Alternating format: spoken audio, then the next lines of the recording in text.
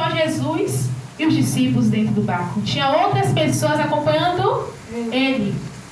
Glória a Deus. Aleluia. Todos estão entendendo o que eu estou falando? Amém. Glória a Deus. Santo, santo é o Senhor. Então, olha só.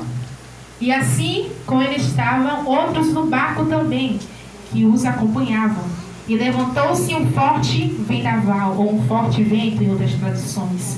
E as ondas se lançavam sobre o barco.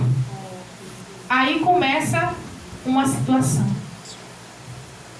Então, Jesus manda aos discípulos e vamos, com outras palavras, vamos para o outro lado. Aí, de repente, eles entram e acontece um forte vento, né? Um forte vendaval. Aleluia. Santo, santo é o Senhor. Enquanto, aleluia, glória a Deus. Santo, santo é o Senhor. Deus se faz presente neste lugar. Glórias a Deus. Aleluia, Aleluia. E levantou-se um forte vendaval, e as ondas se lançavam sobre o de forma que este ia se enchendo de água. Imagina o desespero. A gente do nada está no barco com o mestre, e de repente o barco começa a encher de água. Não entra aquele desespero, a gente vai afundar. Meu Deus, meu Deus. E, enfim, o desespero toma conta da situação. Glória a Deus. E Jesus estava na polpa, né? Aquela ponta que tem no barco, dormindo com a cabeça sobre um travesseiro. E os discípulos acordaram clamando: Mestre, não te importa que morramos? Mestre, não te importa que pereçamos? Muitas das vezes na nossa caminhada, né, acontece de pensarmos que Jesus não está vendo, contemplando o nosso cenário. Muitas das vezes aparecem momentos que Deus não está conosco, mas simplesmente o mestre está dormindo, está em silêncio. Em outras palavras, o mestre está em silêncio, porque, em abre os parênteses, Deus quer manifestar a graça dele sobre a sua vida. E para esse algo ser manifestado sobre a sua vida, é necessário você ativar a fé que está dentro do seu coração. Jesus diz que ainda que sua fé for do grão de mostarda, você pode mover um monte daqui para acolá. Aleluia. Então é necessário termos fé diante do Senhor. Porque sem fé é impossível agradar quem, gente? A Deus. Glória a Deus. E eles corriam um grande perigo. E os discípulos foram acordar clamando: Mestre, mestre, vamos morrer. Quantas das vezes, né? Nós estamos com Jesus e falamos: Jesus, gente, eu vou morrer. Eu não aguento mais, Jesus. Mas é quando você pensa que está tudo acabado. Abre o parênteses. É quando você pensa que está tudo acabado, que os céus estão se desmoronando em cima de você. Aí que o mestre levanta a voz de autoridade dele e acalma a tempestade que está sobre a sua vida. Acalma a tempestade que está sobre o seu ministério. Acalma a tempestade que está sobre o seu coração. Mas é necessário estar disposto.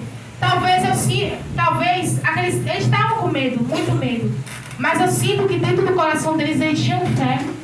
Eles tinham uma expectativa que algo iria acontecer. E assim na nossa vida a gente tem que ter expectativa que algo iria acontecer. Que não é o fim, que não está tudo acabado. Porque Jesus tem grandes coisas para a nossa vida. Mas é necessário estarmos dispostos. Imagine um aluno para se formar numa academia. Se ele não fizer nada, ele não vai entender nada. Ele não vai entender o processo, não vai entender as dificuldades. Assim é a nossa vida. É necessário nós estarmos dispostos para que Jesus opere em nossas vidas. Talvez o mestre queria ouvir, talvez o mestre queria ver a disposição dos seus discípulos. Talvez naquele momento ele fosse: agora sim eu posso contar com meus discípulos. Mas os discípulos chamam quem? Jesus. Apesar de tudo, dos milagres, das curas, tudo que eles vivenciaram naquele momento, eles chamaram por Jesus. Então, os discípulos foram acordar, clamando: Mestre, mestre, vamos morrer? E ele se levantou de repente e repreendeu o vento e a violência das águas. Imagine. Eu imagino, né? Porque naquela época não tinha estrutura para a gente ter um barco de alta qualidade como temos hoje. Então, imagine o barco para lá e para cá. Aleluia. Então, imagine o desespero. Eu ficaria desesperado. Imagine um barco pequeno e aquelas ondas, enfim. Aleluias. E tudo se acalmou e ficou tranquilo. Olha que chama atenção aqui nesse versículo 25 de Lucas. Capítulo 8, versículo 25, que me chama a atenção. Onde está a sua fé? Esse é o centro desta noite. Através dessas palavras, do que Jesus fez. Jesus está perguntando nesta noite: onde está a tua fé? Meu Deus. Onde está o seu coração? Onde está a sua mente? Será que é na dívida? Será o que você deixou lá em casa? Será o que está acontecendo com sua família? Onde está a sua fé? Não é impossível para Deus fazer algo na sua vida, mas é necessário saber onde está a sua fé. Porque sem fé é impossível agradar a Deus. Sem fé não há mover. Sem fé não há transformação. Sem fé não há restauração do Senhor sobre a sua vida. E o que me chama a atenção é, porque muitos infelizmente hoje em dia perderam a essência. Mas o que eu posso observar e contemplar, que quando o Senhor Jesus faz algo nas nossas vidas, não acontece só na nossa vida, acontece à nossa volta. E muitos hoje em dia já perderam essa essência. De o que acontece, porque o ego tomou conta do coração. O ego está atingindo o coração e não tem como Jesus reinar no nosso coração. Não tem como Jesus reinar no coração que está egoísta. Então tenha certeza que quando Deus te honrar, quando Deus clamar a tempestade, não é só você que vai ficar sabendo. Não vai ficar só na sua casa, vai todos à volta saber o que Deus fez na sua vida. Eu creio, Jesus. Então é necessário você ter fé.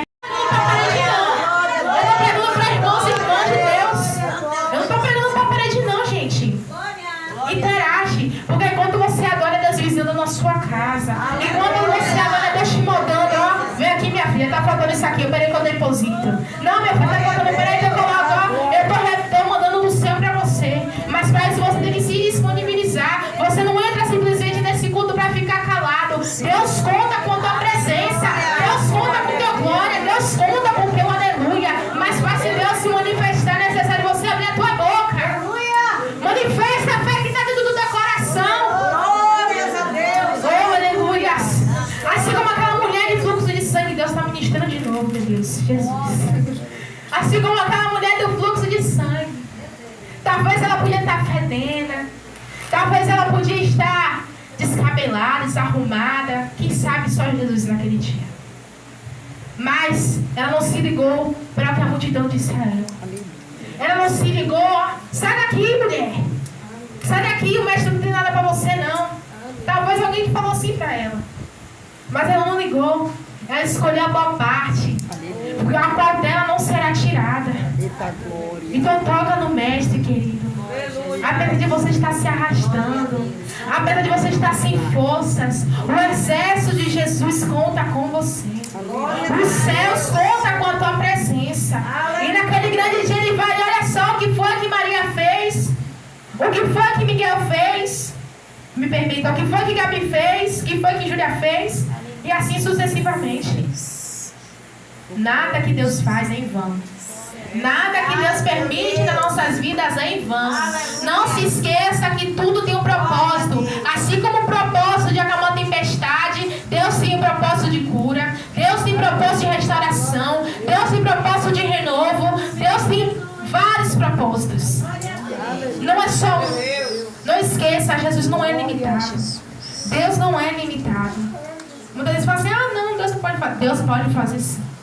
Porque os Deus que eu sigo e que eu fui ensinada nesse pouco tempo de caminhada que eu tenho, Ele não é limitado.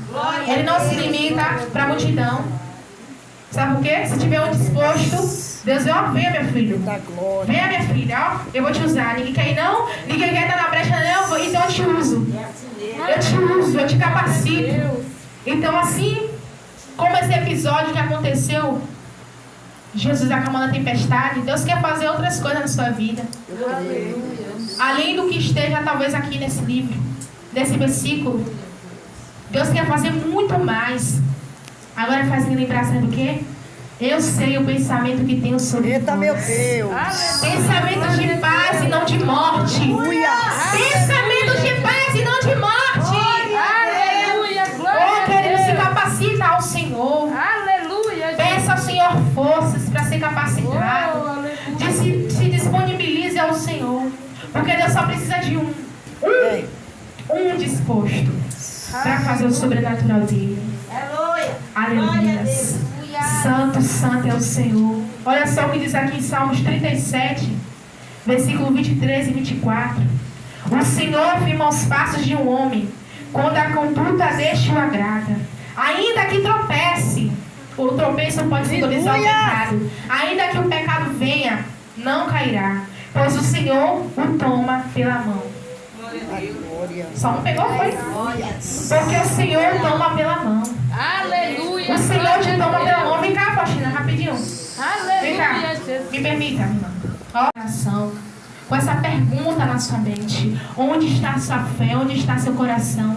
Me lembra agora de Provérbios. Eu não lembro agora o capítulo, mas diz: do coração saem os caminhos da vida. Onde está o caminho do seu coração? Onde está indo o caminho da sua vida? Será que é no Mestre? Será que outras coisas aqui da terra? Aleluias. Assim como Maria, irmãos, escolha a boa parte. A boa parte que não será tirada. Escolha a presença do Senhor. Para muitos, o que estamos fazendo aqui nessa noite não passa de simplesmente uma noite. Mas como Maria, escolha a boa parte. Escolha o tesouro chamado Jesus. Escolha o Mestre que não te decepciona. Porque nos dias em que você está prostrado, nos dias que você está caído, o Mestre te levanta, o Mestre te capacita, o Mestre te renova, Ele te dá força. Aleluia. Glória a Deus. Onde está a sua fé, querido? Onde está o seu coração? Aleluia. Eu te convido a fechar seus olhos agora e pense. Pense por uns segundos. Onde está a sua mente? Onde está seu coração? Ah, querido, grandes coisas o Senhor tem para fazer na sua vida. Mas é necessário você ativar sua fé. É necessário você dar espaço para que o Mestre haja sobre a sua vida. Talvez você está passando por alguma tempestade. Talvez você está passando por algum vendaval. Mas só com uma palavra, não se esqueça. Com uma palavra do Mestre, Ele acalma a tempestade. Com uma palavra do Mestre, Ele acalma essa situação que você está enfrentando. Essa situação que você está passando. Se entrega ao teu Senhor. Se entrega ao teu Mestre. Talvez naquela noite Jesus queria ver a fé dos seus discípulos. Talvez nem precisava Jesus acordar naquele barco. Precisava só os mestres no poder, no nome de Jesus que foi liberado sobre a minha e sua vida, dizer: venha, eu te repreendo em nome de Jesus. E Deus está contando contigo nesta noite. Deus está contando com a sua presença no exército. Por mais que você esteja ferido, querido. Por mais que você esteja sangrando, sem força, se arrastando.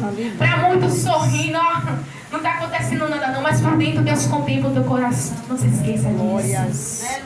Não se esqueça. E eu tenho certeza que esse vendaval, essa luta vai ser para a glória de Deus. Vai ser para a glória de Deus. E todos saberão que Deus fez na sua vida. Eu creio. E todos saberão que o Mestre Jesus fez sobre a sua vida. Eu creio, meu Deus. Mas para isso a sua fé tem que estar enraizada em Jesus. Glórias. A tua fé tem que estar estimulada em Jesus. O teu coração tem que estar guiado em Jesus. A tua mente tem que estar guiada em Jesus. Porque sem Ele nada podeis fazer.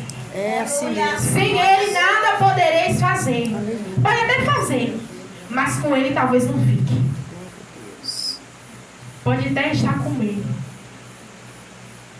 entre aspas, mas sem Ele nada pode fazer. É fácil falar, né? Acalma a tempestade. Mas será que você tem acalmado a tempestade que está diante de você? Será que você tem acalmado as lutas que estão diante de você através da fé? Será que você tem visto com os olhos espirituais o que está para vir? Ou você tem usado os seus olhos carnais? O que Deus quer nesta noite é que você estimule a sua fé. Aleluia. Estimule a fé que Deus depositou sobre a sua vida. Estimule o ministério que Deus pôs nas suas mãos. Ah, Senhor, porque eu não sei fazer, mas não se preocupe, Ele te capacita. Ah, Senhor, porque eu sou